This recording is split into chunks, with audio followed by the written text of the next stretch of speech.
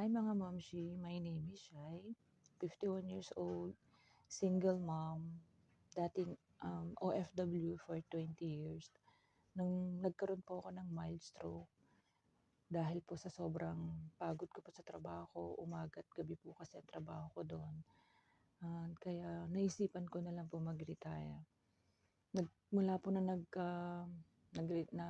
nag-isipan ko na po ang pagre-retire, doon ko po naranasan lahat ng struggle na dinanas po namin. Lalo po nung pandemic, lahat po ng naipon at naipundar ko po, yun po ay nawala pa unti-unti.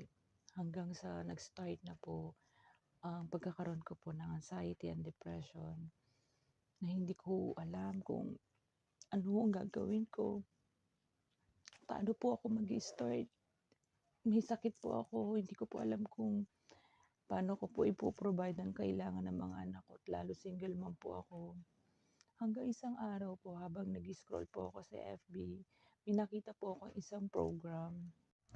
Hanggang sa nag-join po ako sa MMS program na umattend na po ako sa mga training nila. At masabi ko po na ito po ang dahilan na nagpabago ng buhay ko ngayon.